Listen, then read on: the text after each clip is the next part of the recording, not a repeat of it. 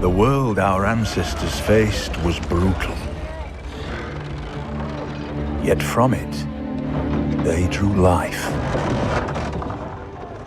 Civilization 6 is set to receive its first expansion, Rise and Fall, on the 8th of February, and we've chatted with its lead designer Anton Strenger to find out as much as possible about what the team at Firaxis has been working on. Here is everything that I learned during our interview, and really the 7 biggest features that we know about so far.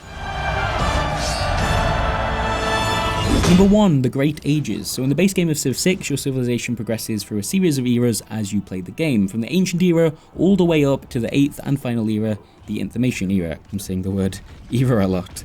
Anyway, in Rise and Fall, progressing to a new era will also mean that your civilization can enter a Golden Age, Dark Age, or Normal Age based on your recent performance. No matter which of these you enter, you'll then be offered a choice called a dedication, which sort of sets the focus for your civilization going forwards. For example, you might want to concentrate on your military or your religion, and this could be offered to you as a potential dedication, providing some kind of bonus towards that goal. Now, if you're in a Golden Age, these bonuses can be really powerful right from the get-go, but if you're not, if you're in a Normal Age, you'll find that the bonuses are somewhat less significant, or if you're in a Dark Age, you'll find that the dedication will instead usually help you secure a better age next time around. The dedications that you're offered are also going to be somewhat dependent on the era that you're going into. So if you're entering the Renaissance, for example, you'll be given choices that impact things like great people or exploring the New World, and it should feel like these moments tie into the history of those time periods.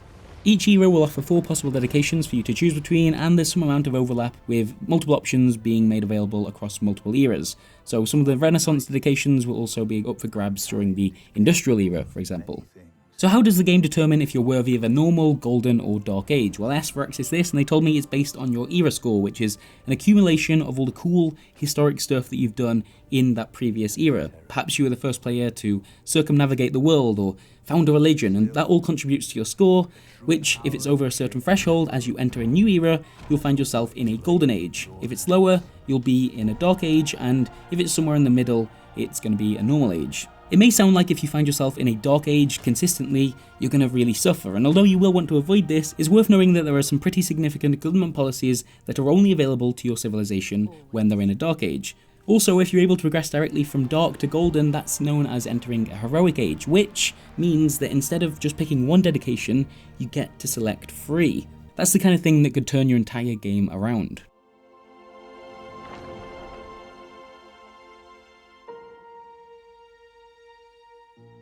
Number 2, and actually the impact of ages doesn't just stop there, they also have a significant influence over another of Rise and Fall's biggest additions, loyalty.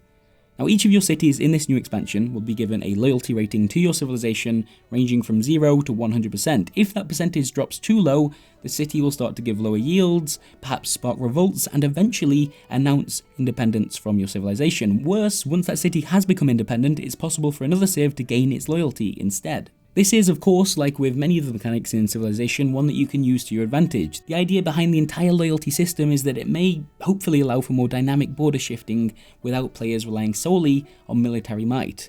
Now, these loyalty ratings are affected by a number of different factors, but the largest of these is the age that your civilization is currently going through. A dark age will mean that your base amount of loyalty with every city is lowered, whereas a golden age will see it rise higher.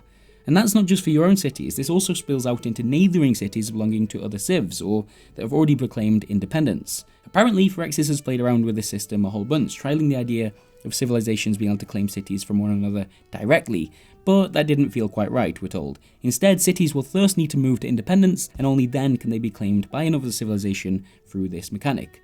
This means that when a city does go independent, everyone nearby should be paying attention to what happens next. Oh, and hey, here's something else worth knowing about loyalty. It'll make forward settling a whole lot more difficult. Your efforts to stop another civ expanding could well end up giving them a city free of charge if you're not careful. Aside from the ages, there are a number of other factors that play into a city's loyalty, like using espionage or employing a particular type of governor. We should probably talk a bit about them. Number 3, each civilization in Rise and Fall will be able to recruit governors. There are 7 of them in total, named and with their own specialities, and you'll place them in cities to provide certain advantages, depending on their speciality.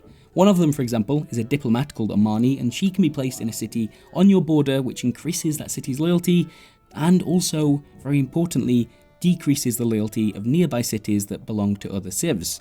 Each turn she exerts pressure on them, increasing the chances that they may move towards independence, and once they do move to independence, increasing the chances that they may join your own civ. One of her special abilities means that unlike the other governors, she can be placed in a city-state as a sort of super envoy, giving you all the bonuses that an envoy would provide, plus letting her have that impact on loyalty to any cities that are nearby. Each of the governors, including the diplomat that we've just mentioned, but also others like the cardinal or the surveyor, they all start out at a pretty basic level, but each of them, on top of that, has 5 promotions that can then be unlocked. As you play, you'll gain access to governor points, which can then either be spent on promoting existing governors, or used to recruit additional governors instead. They're all unique, by the way, and so you can't just recruit 2 diplomats, it's instead about choosing which governors to unlock and when to unlock them. I'm told that the artwork for each of these governors is from the same team that did the leaders in Civ 6, which is great, but I won't lie, I'd sort of hoped they might look and sound like the Council from Civilization 2. Do you remember them? Games were different back then, man. All is well, Your Excellency, and that pleases me mightily. Number 4, there are some changes happening to the way in which you form relationships with other civilizations thanks to a new system being introduced called Enhanced Alliances. The team had noticed, particularly in the Civ 6 single player, that there wasn't enough of an incentive to maintain an alliance for an extended period of time outside of just ensuring that that civ wouldn't attack you. There were no real turn-to-turn economic benefits. To address this, in Rise and Fall, you don't just declare an alliance with another civ, you choose a particular type of alliance to have with them. For example, you could choose a research alliance, in which your trade routes will now start providing a small bonus to science each turn. However, the longer that alliance continues, the better that science bonus becomes, and on top of that, you'll start sharing things like tech boosts as well. This means that alliances now have a level associated with them, and these higher levels offer the more substantial rewards. There are 5 different alliance types, each of which has 3 levels. Number 5, Emergencies. These are triggered after certain world-altering events take place, so the first nuclear bomb being dropped, or a holy city of religion being converted, or a city-state being conquered that had previously held a number of envoys from other civs. When something like this has happened, the game calls an emergency, inviting various other civilizations to come together and do something about it. Let's say a civilization has just used a nuclear weapon for the first time. Well, the emergency may then ask other civs to destroy the city from which the weapon was launched, or pillage the mine they were using to mine uranium. If these civilizations are successful in carrying out their objective, they'll receive a bonus for the rest of the game, and likewise, if the targeted civ is able to defend themselves successfully, they'll receive a bonus for the rest of the game. So getting involved in an emergency carries some amount of risk, but the idea here is that it will encourage some of the more isolationist civilizations to actually get involved in international crises. And of course, civilizations are more or less likely to get involved depending on how they feel about the civilization that triggered the emergency in question. Number 6, the timeline. This is a somewhat smaller feature coming with Rise and Fall, but it's one that I quite like the sound of. At any point in your game, you can click a button in the top left of your screen and take a look at your civilization's history, marking all the key moments from your game so far. The year and the turn in which you founded various cities, or declared war or peace, or researched new and groundbreaking technology. The more important the event, the bigger presence it will have on your timeline, with some coming with bespoke illustrations in an effort to make them feel genuinely significant. It's a small touch and there's not much of a practical use for this, outside of maybe refreshing your memory when loading an old save, but some players will get a kick out of it, I'm sure. And number 7, there's not a lot to say about this because Firaxis want to announce these in the build up to launch, as they did with Civ 6, but we do know that Rise and Fall will introduce 8 new civilizations to the game and 9 new leaders, meaning that yes, one of these civs will have 2 leaders to choose from, as we've already seen with civilizations like Greece in the base game. As of right now, we don't know who these civilizations are going to be, but if you fancy having a guess, then do let us know in the comments. And that means, for the time being at least, that's all the big stuff that we know about Civilization 6 Rise and Fall. If you found this video useful, do let us know, and we shall no doubt return to this first expansion come February 2018. Thank you very much for watching, and we'll see you next time. Bye.